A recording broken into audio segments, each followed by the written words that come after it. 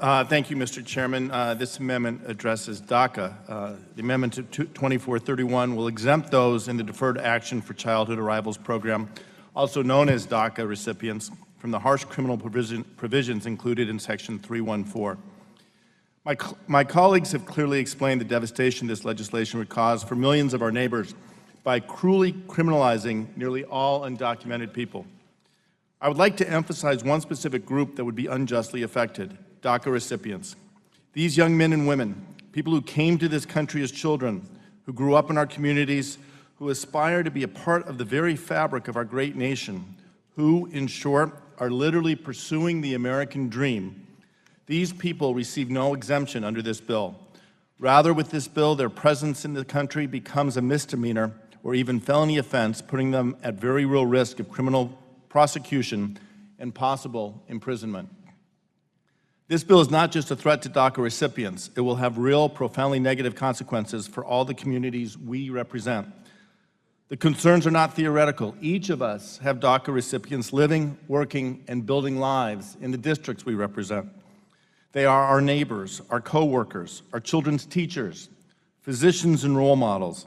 They're not just working in our communities. Many are starting new businesses and creating new jobs. Instead of looking to deport these dreamers, we should be seeking ways to empower them to pursue their dreams and improve our nation. Last week, I shared the story of one of these dreamers. I'd like to take this opportunity to highlight another. Several years ago, at a roundtable discussion on immigration reform, I met a young dreamer named Estefania. Her story is just one of many that underscore what is at stake in this debate and how cruel and self-defeating this legislation is. A dreamer, Estefania was brought to this country when she was just 4 years old. She has lived in the United States virtually her whole life. She grew up here, went to school here, graduated from college here, and is now building her career helping others here. The United States is unquestionably her home. Her dreams and aspirations are American dreams. Her success is America's success and strengthens our community and advances our nation. Estefania's story is moving, but it is not unique. More than 700,000 young people have received DACA. A national survey conducted last September to assess the impact of DACA concluded that the program has benefited both the recipients as individuals and the American economy as a whole. DACA recipients reported substantial increases in income and wages, which not only improve their lives and the lives of their family, but also means they're able to purchase homes, buy cars, and in these activities, pay taxes that bolster these communities and grow our economy. Without DACA, these people would lose their jobs, their homes, their health insurance. Essentially, they would lose their futures. The data is clear. We know these dreamers are tremendous assets to our community, but this bill would label them criminals.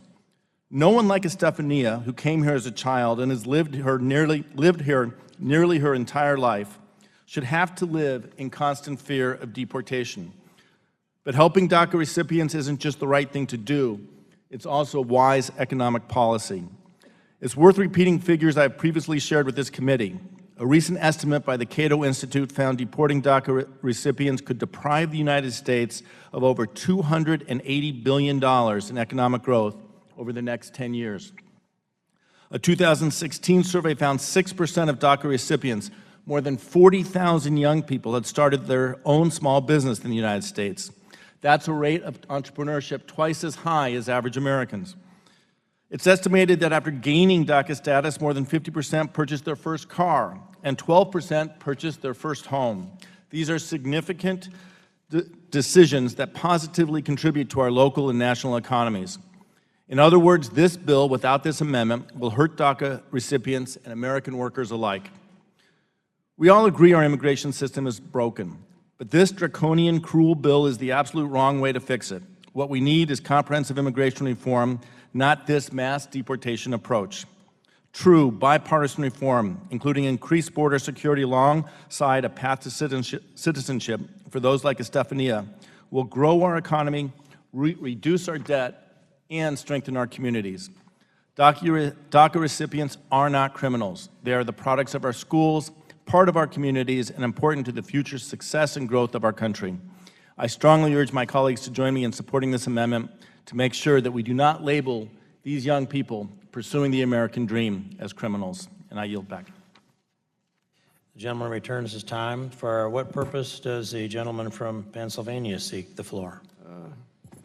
Respectfully, I will not support the amendment. And Gentleman's recognized for 5 minutes. very briefly and simply, the Obama administration did not consider DACA recipients to be on lawful status. Therefore, criminal provisions of Section 314 do not apply to them.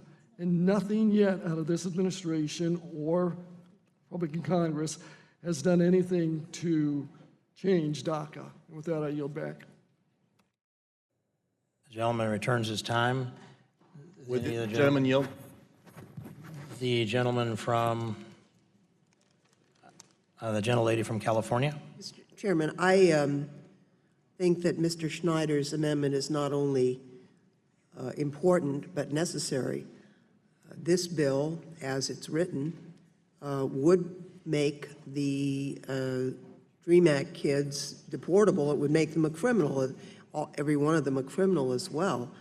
And to believe otherwise is just incorrect. And I would be happy to yield to the author of the amendment should he wish to expound upon that. Thank you. I just wanted to clarify, as my colleague indicated, recipients of DACA are granted deferred action. It's not a question of status, it's deferred action. And I'd like to emphasize that distinction. I yield back. I would be happy to yield to Mr. Cicilline. I thank the gentlelady for yielding, and I would like to rise in strong support of the gentleman's amendment. I think it's important to know that this bill and the criminalization that is outlined in this bill and the reduction in procedural due process and all those things do apply to DACA recipients. They are not considered, it is not considered a lawful status. It's merely deferral of removal action based on their circumstances. And as a consequence, this would criminalize the DACA students. And I think it's really important to recognize, as Mr. Schneider has so eloquently described, these are young people who live in communities all across this country who have made enormous contributions and who did nothing wrong. They were brought here or traveled here with their families as minors, clearly not committing any wrongdoing, have made their lives here. This is the only country they know for many of these young people. And the idea of deporting them to a country that they were born in after having grown up here, they are as American as everyone on this committee. It's also important to recognize in DACA, you have to, in order to be in DACA, you have to have passed a background check. You have been born after June 16th of 1981. You have had come to the United States before your 16th birthday, not have lawful immigration status and be at least 15 years old, have continuously lived in the United States since June of 2007, have been present here, have graduated high school or obtained a GED or honorably discharged as a veteran or the Coast Guard or Armed Services, or currently attend school on the date that the application is committed. You can't be convicted of a felony offense or a significant misdemeanor, and not pose a threat to national security or public safety. So these are exactly the kind of people we want in America. These are law-abiding citizens that are productive, that have served our country, that are employed. And I would like to put for the record, into the record, a report from the Center for American Progress, how DACA has improved the lives of undocumented young people. Also a report called Ending DACA Will Cost States Billions of Dollars, which outlines what the economic impact would be if we criminalize the DACA children. And also another report, a new study of DACA beneficiaries shows positive economic and educational outcomes. These young people have added so much to the communities we serve. I think even to the President of the United States, at least during his campaign, said, and I quote, "You have people in this country for 20 years. They've done a great job. They've done wonderfully. They've gone to school. They've gotten good marks. They're productive. Now we're supposed to send them out of the country? I don't believe in that." That was Donald Trump in 2012. So he apparently has changed his mind, or at least some members of his party have. As has been indicated, there are a number of estimates that deporting DACA students, in addition to having obviously a devastating impact on those young people and their families, which is hard to quantify, but it would be devastating. But in the aggregate, one estimate found that deporting DACA recipients could deprive the United States of over $280 billion and economic growth over the next 10 years. And these are young people who are buying cars, buying their first house, contributing significantly to the economy of our country. This makes no sense. It's not in the best interest of the American people, and I urge my colleagues to support Mr. Schneider's amendment, and I... Would the gentleman yield? I'd be happy to yield to Mr. Schneider. Thank you. Listening to my colleagues' remarks from the other side indicated that DACA recipients would not be criminalized under Section 314. If that is the case and we're trying to avoid confusion, I want to ask if you consider supporting this amendment to put it in writing. Without objection, the gentleman from Rhode Island's documents will be introduced into the record. Thank you, Mr. Chairman. And Mr. Chairman, I would ask unanimous consent to put into the record a letter from the Global Jewish Advocacy in opposition to this bill, a statement by the Sisters of the Good Shepherd National Advocacy Center in opposition to this bill, and a report from the American Immigration Council on the criminalization of immigration in the United States. without objection, so ordered. And I yield back the balance. The lady returns her time, and the chair recognizes himself to speak on the amendment for 5 minutes. The subject before us, the Schneider amendment, deals with DACA and DAPA. I didn't hear DAPA addressed very thoroughly in this discussion, but I think it's important that this committee speak to the other side of this argument and recognize the contradiction that's been created. This is a contradiction that didn't exist until Barack Obama gave his analysis of the limitations of the Constitution, when 22 times he said he didn't have the constitutional authority to grant what I will describe as amnesty to the DACA or the DAPA recipients. 22 times on videotape, who knows how many times not on videotape, and he uttered it with specific clarity before a high school here in town shortly before he issued this DACA order. And those were the words to a high school class. He said, I don't have the constitutional authority to do this. I am the president. That means I head the executive branch of government. And we are 3 branches of government. He also complimented the intelligence of the students at the time. And he said, Congress writes the laws. And he said, my job is to enforce the laws, and the court is to interpret the laws. And it was a very compact and concise analysis of the constitutional authority vested in the 3 branches of government. Barack Obama, being an adjunct constitutional professor, he articulated that very well. I think we may have one in this room as well, and maybe not an adjunct. But I would bring back to this, that Congress has to pass these laws. The President of the United States cannot manufacture laws at his will, yet he's gotten away with this because of the difficulty in litigating these executive edicts that granted I will say, a pseudo-legal status to people that were unlawfully present in America. And the merits that we constantly hear for DACA recipients are the very finest cases that they can come up with. And it's not the average, and no society takes on the characteristics of it except of its exceptions. And so I would point people to some of those other characteristics that we see there, and that is that there are many young people that came into this country unlawfully, that crossed our border, that committed that crime. Many of these DACA recipients came across the border unlawfully. That is a crime. Unlawful entry is a crime. Those that overstayed their visa, not a crime, but it's a violation of civil, not criminal law. And many of them knew what they were doing. They're supposed to have come in before their 16th birthday. Many of them will say, well, yes, I came in before my 16th birthday, but I'm now 34 or 35 years old, and they would be covered also under this DACA language that we're discussing here today. But the central point is this, that we can't have both the rule of law and amnesty. We can't have both respect for the rule of law and at the same time reward people for breaking it. This is a contradiction on the part of the people on the other side of the aisle and a few of the people on my side of the aisle. We've been trying to reconcile this for a long time, but the equation that I have delivered here is precisely the way we should be obligated to think about this. If you reward lawbreakers, you get more lawbreakers. And we can't, and our job needs to be restore the respect for the rule of law. That's been at the core of the immigration argument ever since Ronald Reagan let me down in 1986 and signed the Amnesty Act. And this is the administration that promised to end DACA and end DAPA, and they should have done that on the first day of the administration. Should have been a January 20th function. It would have been less painful that day than any day thereafter. I urge the administration to do that. I urge also my colleagues to vote no on the Schneider amendment, and I yield back the Would balance the of my time. gentleman yield?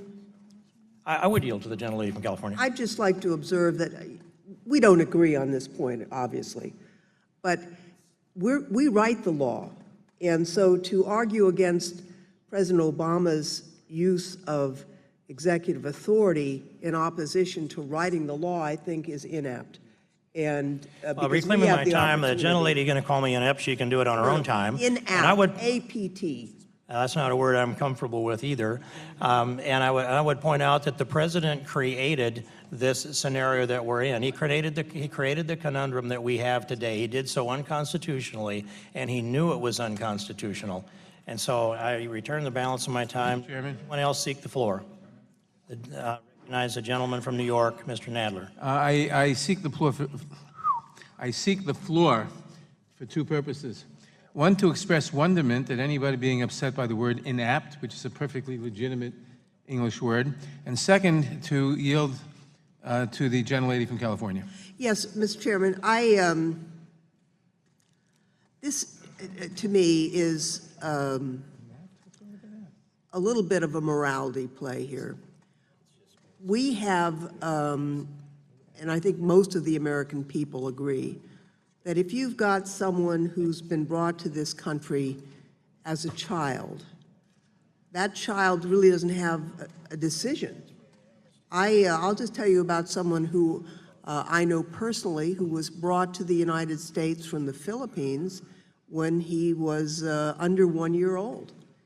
He didn't have a decision on whether to come here. He spent his whole life in the United States, does not speak Tagalog, and in fact thought he was an American citizen until he went to apply for a license and found out, much to his chagrin, that he was not actually born in the United States.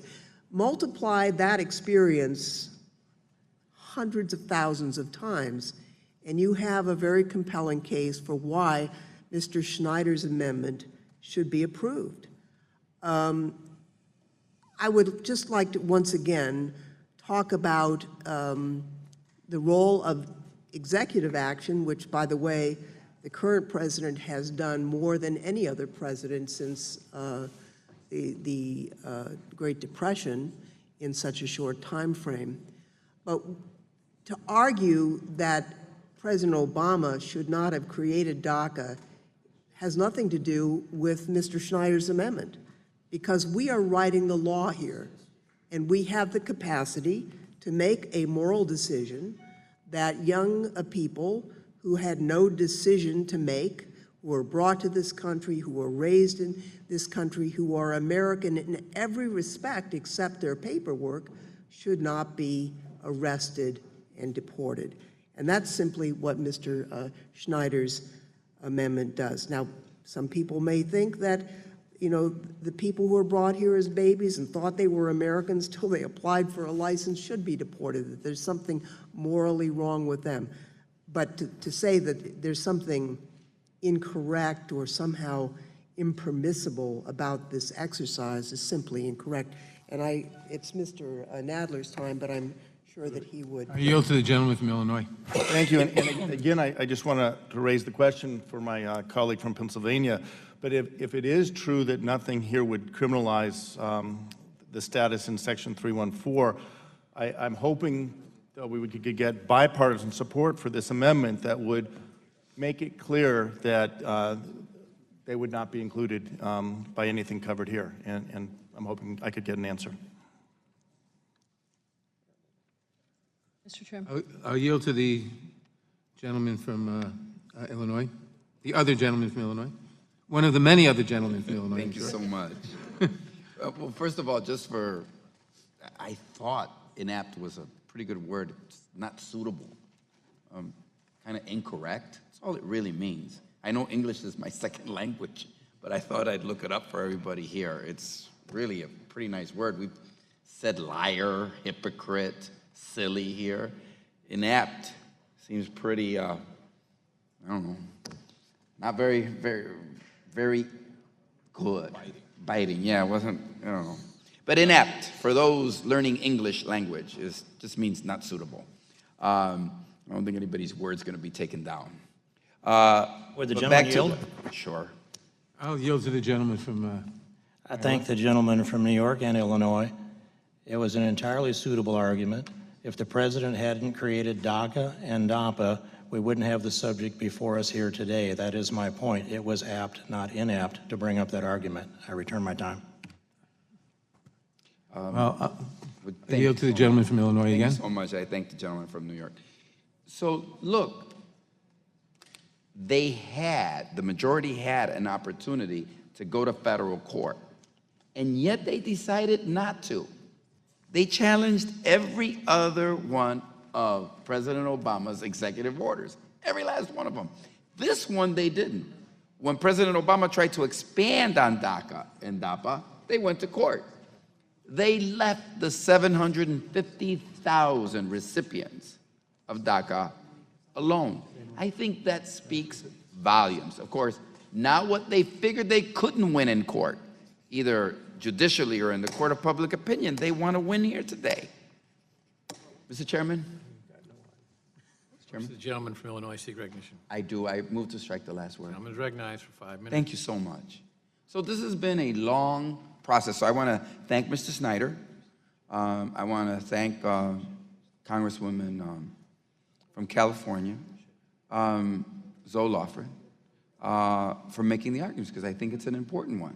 Now, what I really think is so upsetting about this is that 750,000 people who came here as children, that is, this is the Judiciary Committee, we probably would not put responsibility for children for coming with their parents to the United States as children, since they didn't have any choice in the matter, came to this country.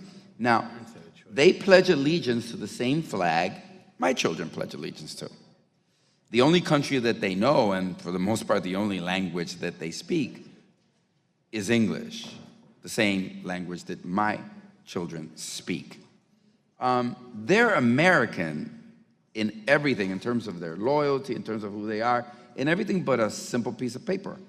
And one day, hopefully sooner than later, we'll get them that piece of paper. The point being is they did exactly what most people think they should do. They registered with the government. Now, in order to register with the government, what did they have to do? They had to provide their fingerprints so that they could go through an exhaustive background check. Now, who did the background check?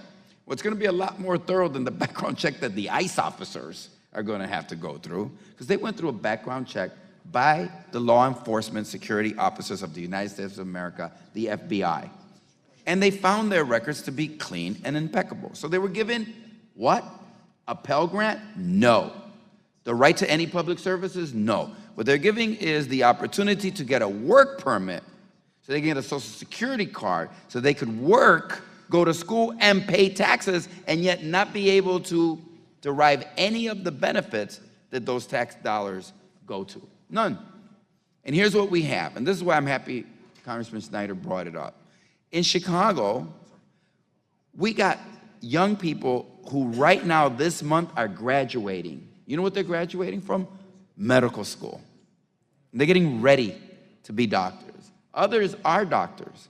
And I assure you, they take excellent care of those of us that were born in the United States of America. Thousands of them are school teachers across the United States of America, helping to educate and having a true vocation for inspiring our young people to knowledge. Now think, school teachers, nurses, doctors, engineers, and they're all paying taxes. I think the real problem here is when you strip everything away and you allow people to come forward, you see that most Americans don't see them as something demonic, don't see them as people who have, watermelons on their legs, crossing the borders. see them as human beings, see them as their neighbors. I'm happy that they've come forward, because in coming forward, what they have done is they've truly instructed the rest of us in who they are. Now, the President of the United States does have the discretion. I'm happy he used that discretion. And I would just like to add the following. The only reason this isn't in law is because the actual Republican sponsors of the DREAM Act, when it came up for a vote, refused to vote for cloture. Let's be clear. The Republican sponsors of the DREAM Act refused to vote for cloture because they were pressured by their extreme right wing. I think that's unfortunate. But we have seen that happen time and time again. When I joined the Judiciary Committee, just for those who weren't here, I remember coming here, 8 years ago, and there was one hearing after another hearing about how it was we were going to reform the immigration system. Both sides of the aisle, both sides of the argument, wherever. When I introduced immigration reform in 2004, Paul Ryan, the current Speaker of the House, yes, was a co-sponsor of comprehensive immigration reform, and he joined me in Chicago. I think it's unfortunate that we're at this place today when just recently we were at a place. Give us a vote any day of the week, any week of the month, any month of the year on immigration reform, on the DREAM Act. Give us a vote, and it will pass the House of Representatives with a Republican majority. Give us the vote. They will not give us the vote because they don't want to resolve the problem. They want it as a polemic to use for electoral advantage. Mr. Chairman, The gentleman has expired. For purposes, the gentleman from Washington seek recognition. move to strike the last word. Gentleman is recognized for 5 minutes. Thank you, Mr. Chairman. I want to first thank my colleague from Illinois, Mr. Schneider, for introducing this amendment. It is an incredibly important amendment. I think if the argument from the other side is that none of these folks are going to be caught up in this bill, they're not going to be criminalized, then all the more reason to pass it. It seems like the smart thing to do to make sure that we provide some assurances to the DACA students around this country who frankly are living in fear, because there have been people who have been picked up, and it is extremely unclear to many of our DACA students whether or not they are in limbo, whether or not their status is going to be honored. And so I would hope that that's a reason to actually pass this amendment. The second thing I wanted to say is, there are many things in immigration reform and immigration law and policy that are seen as controversial. The status of 11 million undocumented immigrants, how we deal with detention, deportation. There are things that are controversial. But the dreamers are not controversial. The vast majority of Americans across this country from both parties actually believe that we should allow these young people to integrate into our economies, to be here, and to stay here. Because most people understand that many of them didn't even know that they were undocumented until they were teenagers or until they applied to go on a field trip with their schools and were told by their parents that they actually couldn't go. So this is, I think, a group of people who have made their case to the American people, and the American people have said, yes, we believe that you should be able to stay. And so I think that is a really important distinction about why I hope, out of all the amendments that we've put forward today, that this would be at least one amendment that we could agree to on a bipartisan basis. The third thing I want to say is I just want to congratulate my colleague from the other colleague from Illinois, who I've worked with for so many years and seen be such a fearless champion on this issue, for the comments he just made. Because let's think about why exactly we are in the position where the last president of the United States, had to pass DACA and DAPA. It was because we tried over and over again, and with Republican support, not on a partisan basis, but on a bipartisan basis, to bring a bill to the floor to make this law, to not make it an executive order. But now to say that the reason that we shouldn't do this is because this was done through executive order seems to completely ignore the fact that actually for years and years there were Republicans and Democrats who were willing to vote on this bill, but then were talked into not bringing it forward even for a vote on cloture, or voting against it for cloture, because the leadership said, don't do this.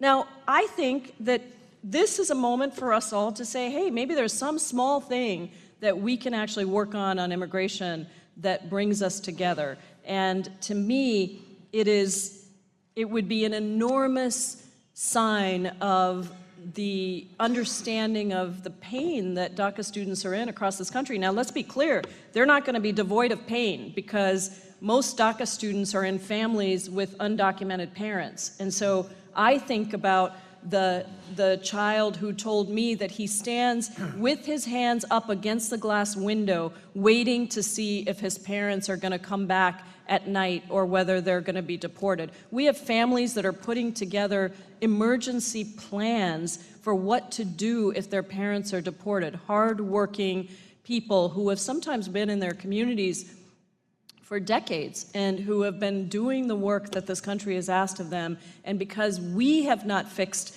the problems with our immigration system, because we have not taken on the underlying question of comprehensive immigration reform, they are sacrificed like sacrificial lambs. So, Mr. Chairman, I would really urge my colleagues on both sides to support this amendment. If you're not afraid that it's going to, that this bill is going to criminalize DACA students, then let's support the amendment. Let's make absolutely sure, let's send a message forward, and I hope that my friend from Idaho would actually speak for this amendment, because I believe that this is something that everybody agrees on. Thank you, Mr. Chairman.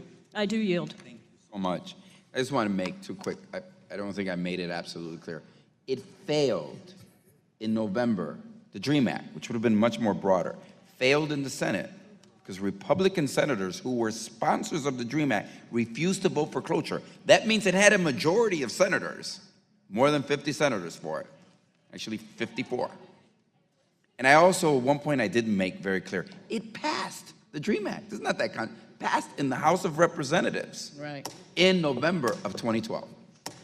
Time of the gentleman has expired. The question is on the amendment Chairman. offered by the I'd like to strike the last word. gentleman is recognized for 5 minutes.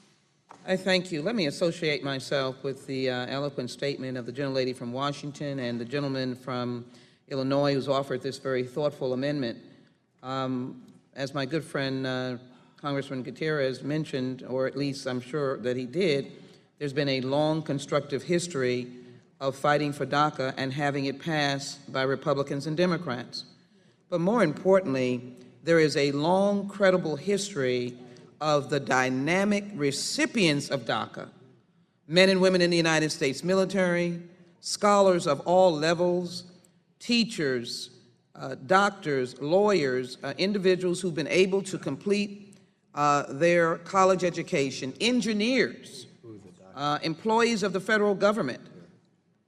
So many individuals have been able to benefit and gone on to contribute to not only the society, but the greater good of this nation.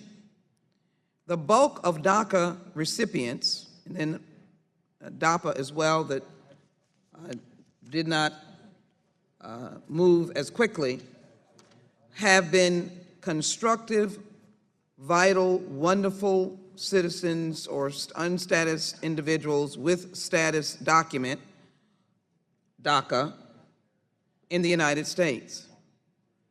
And Section 314 is a wide-reaching and extensive, I'm trying to use a word acceptable for the record, but fishing net that will grab anyone walking along the streets with a briefcase, a book bag, mathematical tools, going on to NASA Johnson to begin their training as an astronaut.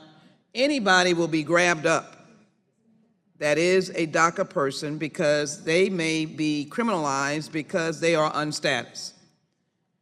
Now, the argument regarding the executive order, look at the history. The executive order was not written until time after time after time we put this bill on the floor of the House, but more importantly, the good news is that we now have the power to turn that executive order into appropriate law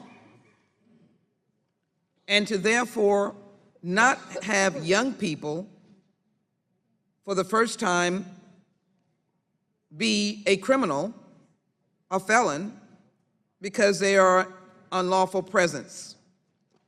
And that is what we would do. The section makes it a crime for a person of many different aspects of it, but unlawful presence, and that would be considered possibly a DACA individual. And so this amendment only girds these individuals to not be snatched out of a PhD program or in the middle of a reasonable research lab trying to find the cure for cancer to be able to contribute to the United States. So I can't imagine why this simple exception, well thought out amendment by the gentleman from Illinois, protecting children, young people, the talented group of nation builders, if you will, and pursuant to our understanding that immigrants have helped build this nation. I'd ask my colleagues to take a simple clarification, and I hope the audience is only laughing in support and not laughing in mockery for those who are sitting in the audience, because this is not a joke. It is a serious effort to save lives, and I'd be happy to yield to the gentleman from Illinois. Thank you, and I appreciate your good words. In closing, I want to state for the record that I am disappointed that my colleagues on the other side of the aisle won't answer the simple question I have posed now. We've posed it 3 times. If you believe that Section 314 does not apply to DACA recipients, why not support this amendment?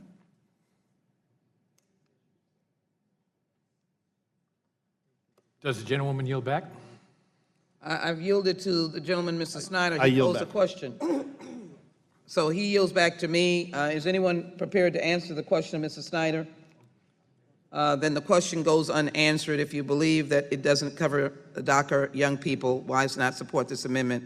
That in and of itself should indicate the fallacy of this underlying legislation. I yield back.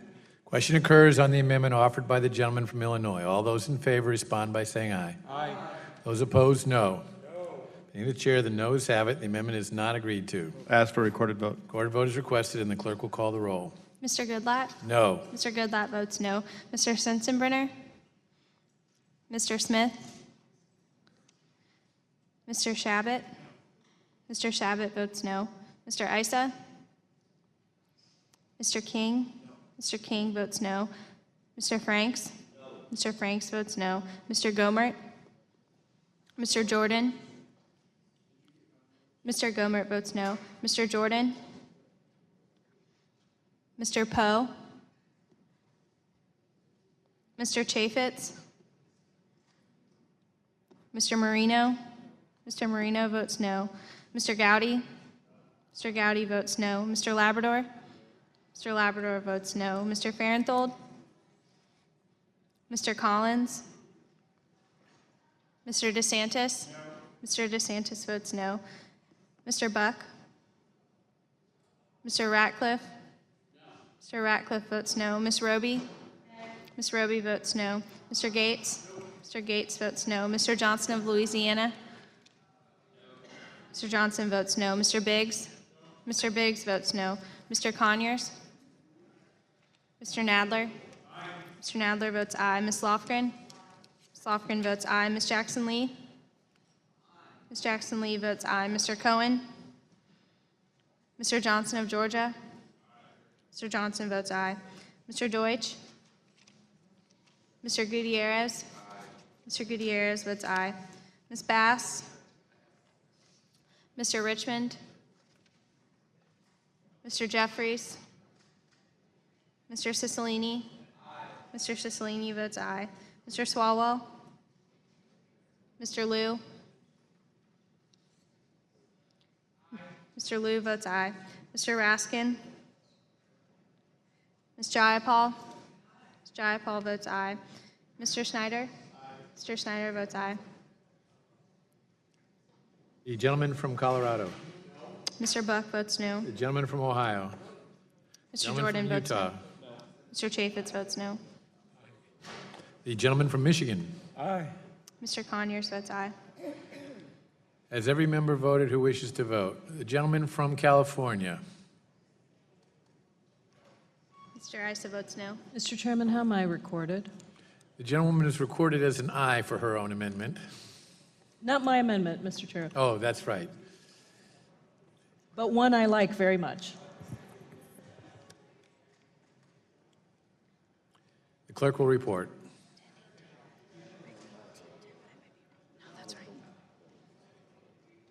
Mr. Chairman, I understand there are two, I think a person in the hallway, if I might ask you to allow them to vote. How am I recorded? How am I recorded? I'm sorry. Aye. Thank you.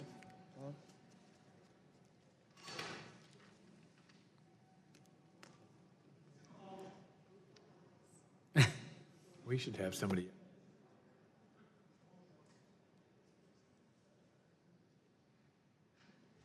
There he is. Gentleman from Florida. Mr. Deutsch votes aye. Clerk will report.